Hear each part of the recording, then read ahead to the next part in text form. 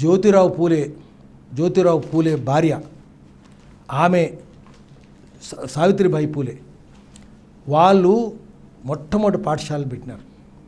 ఆ రోజు బ్రాహ్మణ స్త్రీలకు చదువు చెప్పినారు. ముందు బ్రాహ్మణ స్త్రీలకే చెప్పినారు. ఎందుకు చెప్పినారంటే బ్రాహ్మణుల మీద అరాచకాలు, బ్రాహ్మణ స్త్రీల మీద అరాచకాలు ఇప్పటికి మనం చూస్తున్నాం కదా. ఏ కులాల్లో బ్రాహ్మణ స్త్రీలను ద్వేషించరు. బ్రాహ్మణులు తమ స్త్రీలను ద్వేషించే విధంగా గుండు కొట్టించడం, తెల్లగుడ్డలు వేయించడం, వెధవముండ అని చెప్పడం, తిట్టడమే. మన దగ్గర అమ్మను కాలు మొక్కుతాం. తండ్రి చనిపోతే అమ్మ కాలు అందరూ వచ్చి మొక్కుతారు. అందరూ దసరా నాడు చూస్తాం కదా, జమ్యాకి ఇచ్చేసి అందరూ వచ్చి కాలు మొక్కుతారు. అక్కడ పెళ్ళికి కూడా రావడానికి వీల్లేదా? ఆ రోజు చదువుకోవడానికి ఏ స్త్రీ చదువుకోవడానికి వీల్లేదు. నస్త్రీ విద్యార్హం అర్హతి, ఏ స్త్రీకి విద్యా అర్హత లేదు అని చెప్పి ఆ రోజు నిబంధన పెట్టినారు. చదువుకోవడానికి వీల్లేదన్నారు. భర్త చనిపోతే బలవంతంగా చితిమేసి తగలబెట్టినారు. బ్రాహ్మణ స్త్రీలను తగలబెట్టినారు. కాబట్టి జ్యోతిరావు పూలే వాళ్ళ కోసం ఆయన పోరాటాలు చేసినాడు. బ్రాహ్మణ స్త్రీల కోసమే పోరాటం చేసినాడు.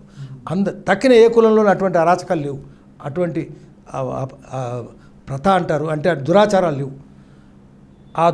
ఆ ప్రథ ఉన్నప్పుడు, ఆ దురాచారం ఉన్నప్పుడు దాని వ్యతిరేకంగా ఆయన ప్రథ అంటారు మరాఠీలో, దాని పోరాటం చేసినాడు.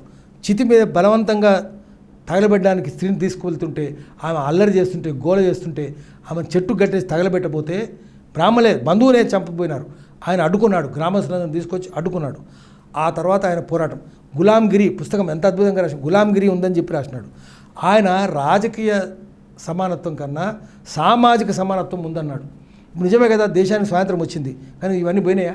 పోలేదు కదా, పోలేదు. ఈ కులాల నుంచి విముక్తి పొందాలని చెప్పినాడు ఆయన. దానికి ఎవరి సపోర్ట్ అయినా తీసుకుంటాను. I will take devil support. ఆఖరికి రాక్షస మధ్య తీసుకుంటాను. ముందు మనిషిగా బతకాలి, కులాల దురాచారం పోవాలి అని చెప్పినాడు. ఆయనే రాసినాడు. మెహర్లు అంటే మాలలు, నెయ్యి తినడానికి వీల్లేదట. నెయ్యి తింటే గుర్రాలు దోరినారు వాళ్ళ మీద. నెయ్యి తినొద్దు, నువ్వు పియ్యి బిసుకాలి కానీ నెయ్యి బిసుకోవద్దు. నువ్వు పిండేది కనుకుంటే గీ నహి అంటే నువ్వు పియ్యి నువ్వే ఎత్తాలి, నీకు అర్హత గూనే, గీ కాదు అని చెప్పినారు. ఆయన రాసినాడు పుస్తకం. ఇట్లాంటివన్నీ ఆ రోజు జరిగిన దురాచారాన్నింటినీ ఆయన గ్రంథస్థం చేస్తే మనుషుల మీద రాసినాడు, ఆన్ మెన్ రాసినాడు. అది రాసి పుస్తకాలు రాస్తే చదువు ఇంకా రాసి పెట్టినాడు. ఈ పుస్తకాలు కనుక నేను చదవకపోతే నాకు జ్ఞానం వచ్చి ఉండేది కాదని డాక్టర్ బాబాసాహెబ్ అంబేద్కర్ ఆయన తన పుస్తకాలు రాసుకున్నాడు. ఆయన తన గురువుగా అంబేద్కర్ అంతటి జ్ఞాని తనకు చదువు చెప్పించిన బరోడా మహారాజు, సావుజీ మహారాజు వాళ్ళను కూడా చెప్పుకోకుండా ఆయన తనకు పోషకుడు వేరే విషయం. అట్లా కాకుండా ఆయన ఆ రోజు జ్యోతిరావు పూలే అని తన గురువు అనుకున్నాడు. ఆ తర్వాత ఆయన భార్య సావిత్రిబాయి పూలే ఆమె చదువు నేర్పించి స్త్రీలకు చదువు నేర్పించేట్టు చేసినాడు. ఆమె వెళ్తుంటే ఆమెను బ్రాహ్మణ స్త్రీ వీధుల నుంచి పోతుంటే తిట్టేవాళ్ళు, బండబూతులు తిట్టేవాళ్ళు. ఏం నేర్పిస్తావు మా పిల్లకి చదువు చెప్పి, వ్యభిచారం నేర్పిస్తామని బ్రాహ్మణ స్త్రీలు విమర్శించి, బ్రాహ్మణ పురుషులు, ఈ స్త్రీలు కాదు, బ్రాహ్మణ స్త్రీలు చాలా ప్రేమతో చూసుకునేవాళ్ళు, పురుషులు మాత్రం తిట్టేవాళ్ళు, రాళ్ళు కొట్టేవాళ్ళు, బురద జల్లేవాళ్ళు, ఇసుక జల్లేవాళ్ళు, పియ్యి కూడా విసిరేవాళ్ళు. అయినా సరే 34 పాఠశాలలు పెట్టి ఇద్దరు చదువు నేర్పించినారు. ఫాతిమా షేక్ అనే ముస్లిం స్త్రీకి చదువు చెప్పి ఆమెను టీచర్గా చేసినారు. ఆ ఫాతిమా షేక్ కూడా సావిత్రిబాయి పూలే ఎంత ధైర్యంగా పాఠాలు చెప్పిందో ఆమె కూడా అంతే ధైర్యంగా పాఠాలు చెప్పింది. అట్లా పాఠాలు చెప్పి, ఎందుకంటే ఆమెకు తెలుసు ముస్లిం స్త్రీలు కూడా చదువుకోవడానికి వీల్లేని పరిస్థితుల్లో ఆ రోజు ఆమె నేర్పించి ఆమెను కూడా తీసుకొని పోయి చేసినారు. 34 పాఠశాలలు పూణేలో పెట్టినారు. వాళ్ళు డబ్బులు ఉన్నవాళ్ళు, కొంచెం డబ్బులు కాంట్రాక్టులకు చేసిన వాళ్ళు, అంతకంటే ముందు వాళ్ళ కుటుంబంలో వాళ్ళు. జ్యోతిరావు పూలే ఆయన అప్పటికే ఫ్రెంచ్ నేర్చుకున్నాడు, ఇంగ్లీష్ నేర్చుకున్నాడు, మరాఠీలో పండితుడు ఆయన, సంస్కృతం నేర్చుకొని వీళ్ళందరినీ కలిపి ఆయనకు చాలామంది బ్రాహ్మణులు కూడా సహకరించినారు. ఆయనకు మహాత్మా అనే బిరుదు ఎక్కడిచ్చినారు? మహాత్మా బిరుదు పూణేలో బ్రాహ్మణ సమాజం వాళ్ళు ఇచ్చినారు, చాలామంది లేదు. మొట్టమొదటి మహాత్మా ఆయన. ఎందుకంటే ఎవరో ఒక స్త్రీ భర్త చనిపోతే ఆమె ఇంకెవరిని వాళ్ళ బావతో కలిసి ఉంటే ఆమె గర్భం దాలిస్తే ఆమెను చంపాలని చూసినారు అన్నదమ్ములు. మళ్ళీ ఎవరో చెప్పినారు, తల్లి అడ్డుకొని చంపొద్దు నా కూతురు, బ్రాహ్మణుల వాళ్ళు, నా కూతురు చంపొద్దు, ఇదో ఇట్లాంటి వాళ్ళందరికీ పురుడు పోసే తల్లి ఒక ఆమె ఉంది, సావిత్రిబాయి పూలే, జ్యోతిరావు పూలే, వాళ్ళ ఇంట్లో పెడదాము, కాశీకని వెళ్ళిపోయి చెప్తామని కాశీకి తీసుకుపోతున్నామని చెప్పి ఇంకా గర్భం కనిపించలేదు, తీసుకెళ్ళి వీళ్ళ ఇంట్లో పెడితే 9 నెలలు వీళ్ళు పోషించి ప్రసవం చేసినారు. ఆ అబ్బాయిని యశ్వంతరావు అని అబ్బాయిని వాళ్ళే దత్తత తీసుకున్నారు. బ్రాహ్మణ పిల్లల్ని దత్తత తీసుకొని తర్వాత అమ్మాయికి పెళ్లి చేసినారు. వాళ్ళ బావతోటి పెళ్లి చేసినారు. చేసి అది మొట్టమొదటి పునర్వివాహం, వితంతు పునర్వివాహం చేసినారు. బ్రాహ్మణులను పోషించినారు. బ్రాహ్మణ కుర్రాడిని తాము పురుడు పోసిన అబ్బాయిని పెంచి పెద్దగా చేసి వాళ్ళకి పిల్లలు లేరు. వాళ్ళనే ఆయన డాక్టర్ని చేసినారు, యశ్వంతరావును, ఆయన కొడుకు ఆయన. అయితే ఇది బ్రాహ్మణులందరూ మీటింగ్లో విమర్శిస్తుంటే, నువ్వు బ్రాహ్మణ వ్యతిరేకమని విమర్శిస్తుంటే ఆ చెల్లె ఆ అమ్మాయి యశ్వంతరావు మేనమామలు వాళ్ళు గట్టిగా చెప్పి అప్పుడు చివరికి చెప్పకూడని విషయం చెప్తున్నాము, ఇట్లా మా చెల్లెకి జరిగితే ఈయన పురుడు పోసినాడు.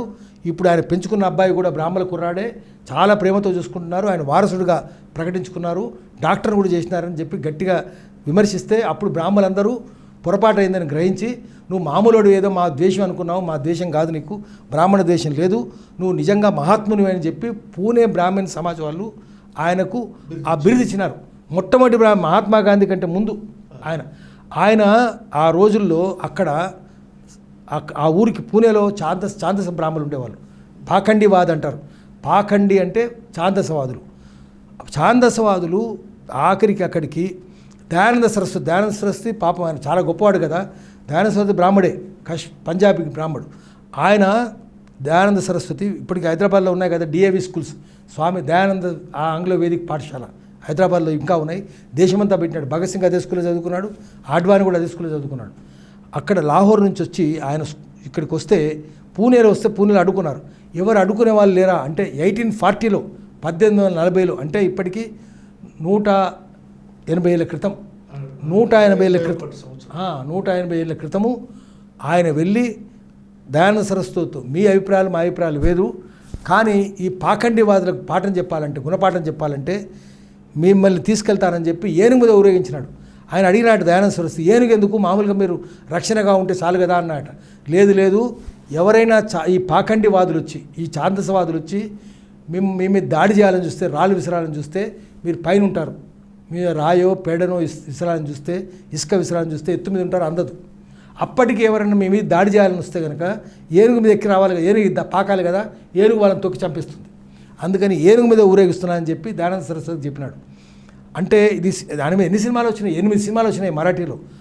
మహారాష్ట్రలో ఏ వీధికి చూసినా ఆ పేరు ఉంటుంది, పూలే, జ్యోతిరావు పూలే స్ట్రీట్, జ్యోతిరావు పూలే పార్క్, ఎక్కడ పోయినా మున్సిపల్ పార్క్, ఏ ఊరైనా బండి, పూణే బండి, షోలాపూర్ బండి, భీవండి బండి, బాంబే బండి, ఎక్కడైనా బండి ఉంటుంది, వాళ్ళ పేర్లే. లేదా సావిత్రిబాయి పూలే ఎంత గొప్ప ఆమె మీద ఇప్పటికి రోజు నాటకం, మై సావిత్రిబాయి పూలే అని ఎవరో బ్రాహ్మణ స్త్రీ ఆమె గొప్ప నిపుణురాలు, ఆమె నాటకం వేస్తుంది, ప్రతిరోజు నాగా లేకుండా వేస్తుంది, మై సావిత్రిబాయి పూలే అని. అది ఒక యజ్ఞంలాగా ఒక బ్రాహ్మణ స్త్రీ చేస్తున్నది, చాలా గొప్ప నిపుణురాలట, అద్భుతంగా వేల మంది వచ్చి చూస్తుంటారు. తెలుగులో ఎందుకు రాలేదు, తెలుగు సినిమాలు రావాలి కదా, తెలుగు వాళ్ళకి ఏం తెలుసు, తెలుగులో సినిమా వాళ్ళకు చదువు లేదా, శీలం లేదా, సంస్కారం లేదా. సావిత్రిబాయి పూలే పేరు వినకపోయి, ఫాతిమా షేక్ పేరు వినకపోయి, జ్యోతిరావు పూలే పేరు వినకపోయి, ఇదంతా ఇంత గొప్ప వాళ్ళను మనం చూస్తే ఏమనాలి.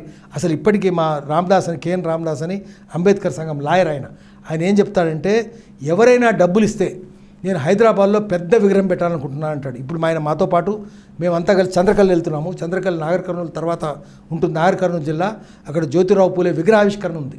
ఇప్పుడు నా చేతుల మీదుగా డాక్టర్ పస్నూరి రవీందర్ చేతుల మీదుగా జరగబోతుంది అది. మేము ఇప్పటి నుంచి అటే వెళ్తున్నాం మేము చంద్రకల్కు. ఆయన ఏం చెప్తారంటే, రామదాస్ గారు కూడా వస్తున్నారు మా ఇంట. రామదాస్ గారు ఏమంటారంటే, ఆయన మహాపండితుడు, ఆయన ఏం చెప్తాడంటే, ఎవరైనా డబ్బులు ఇస్తే హైదరాబాద్లో 190 అడుగుల విగ్రహం పెట్టాలని ఉందంటాడు. ఎవరిది ఆ విగ్రహం అంటే, నవగాంలో ఆమె సమాధి ఉంటుంది, నవగాంకి వెళ్ళి మట్టి తీసుకొచ్చి సావిత్రిబాయి పూలే విగ్రహం పెడతాను. ఎందుకంటే అది చార్మినార్ కంటే 186 అడుగులు ఉంది, 4 అడుగులు ఎత్తుండాలి, 190 అడుగులు ఉండాలి. ఎందుకంటే రోజు అమ్మని తలుచుకొని నా కన్నీళ్ళతో ఆమెను శుద్ధి చేస్తాను, నా కన్నీళ్ళతో అభిషేకం చేస్తాను అంటాడు. పాలతో అభిషేకం కాదు, నా కన్నీళ్ళతో. రోజు ఏడాదికి ఒకసారి 20 మందిని అక్కడ తీసుకెళ్తాను నవగాంకు. తీసుకెళ్ళి తల్లి మా అమ్మని తలుచుకొని చుట్టూ పొరుదండాలు పెట్టి, కంటి నిండా శోకం ఉంది, శోకమంతా తీర్చుకొని వస్తానని చెప్తాడు. అంత గొప్ప తల్లి ఆమె సావిత్రిబాయి పూలే. భూమి పుట్టిన తర్వాత భూమి అంత ఓపిక ఉన్న తల్లి ఎవరైనా ఉన్నదంటే రాళ్ళు కొట్టినా పెండ కొట్టినా పెయ్యి జల్లినా ఏమి జల్లినా చదువు చెప్పింది, చంప చూసినా చదువు చెప్పింది. ఆఖరికి ప్లేగ్ వచ్చి చచ్చిపోతున్న కుర్రాన్ని చేతుల్లోకి తీసుకొని, చచ్చిపోతానని తెలుసు ఆ కుర్రాన్ని తీసుకుంటే, యశ్వంతరావు దగ్గర తీసుకెళ్ళి, కొడుకు దగ్గర తీసుకెళ్ళి వైద్యం చేయించింది. నువ్వు చచ్చిపోతావమ్మా అంటే చచ్చిపోతాను ఆయన. 4 ఏళ్ల కుర్రాడు రోడ్డు మీద గిలగిల కొట్టుకుంటుంటే, ఎవరో తెలియదు కొట్టుకుంటుంటే ఆ కుర్రాన్ని రోడ్డు మీద వదిలిపెట్టి రాగల నా తల్లి హృదయం ఒప్పుకుంటుందా? నన్ను నిద్రపోతానా? అందుకని తీసుకొచ్చి నన్ను చచ్చిపోతానని తెలుసు అని చెప్పి తీసుకెళ్ళి వైద్యం చేయించి తను చచ్చిపోయింది. ఆ రోగం వచ్చి అంత గొప్ప వాళ్ళను పుట్టిన పూణే నిజంగా గొప్ప పట్టణం అది. పూణేని తలుచుకోవాలి, జ్యోతిరావు పూలను తలుచుకోవాలి, సావిత్రి పూలను తలుచుకోవాలి. ఆ కుర్రాడు ఎవరు? బ్రాహ్మణ కుర్రాడుగా ఏ కులం లేదు, ఏ కులం లేని కుర్రాడైనా తీసుకెళ్ళి చచ్చిపోతారని తెలిసి సేవ చేసింది. భూమి పుట్టిన తర్వాత అంత ఓపిక, అంత ధైర్యం ఉన్న తల్లి జ్యోతిరావు పూలే. అందుకనే సావిత్రిబాయి పూలే, జ్యోతిరావు పూలే అంత గొప్పవాళ్ళు. వాళ్ళని తలుచుకోవాలి. వాళ్ళని తలుచుకుంటే సినిమాలు తీయాలి. తెలుగు సినిమా ప్రొడ్యూసర్స్ సోయిలోకి రండి, మీరు జ్ఞానం నేర్చుకోండి. డబ్బులు కాదు, బూత్ సినిమాలు తీస్తున్నారు. ఒక్క దేశభక్తి సినిమా తీయలేదు. హిందీలో నేను హిందీ మీడియం చదువుకున్నాను, 10,000 దేశభక్తి గీతాలు ఉన్నాయి. తెలుగులో ఎందుకు లేవు? తెలుగులో బూత్ పాటలు 10,000 బూత్ పాటలు ఉంటాయి. సంస్కారం లేని వాళ్ళు, శీలం లేని వాళ్ళు, చదువు లేని వాళ్ళు, ఏది లేని వాళ్ళు తెలుగు సినిమాలో ఉన్నారు. తెలుగు సినిమా మీ పాపాలు కడుక్కోవాలంటే అద్భుతమైన సినిమా తీయండి, అద్భుతమైన సినిమా అవుద్ది. మీరు 10 కోట్లు ఖర్చు పెడితే 100 కోట్లు సంపాదించగలరు. డబ్బులు కూడా వస్తాయి. సోయిలోకి రండి. జ్యోతిరావు పూలే, సావిత్రిబాయి పూలే, ఫాతిమా షేక్ ఇట్లాంటి మహనీయులు పుట్టిన నేల ఈ మహారాష్ట్ర నేల, పూణే నేల. అది వాళ్ళ చిత్రాలు ఇక్కడ తీసుకొస్తే మన నేల కూడా సిద్ధి అవుతుంది. మీ పాపాలన్నీ పోతాయి.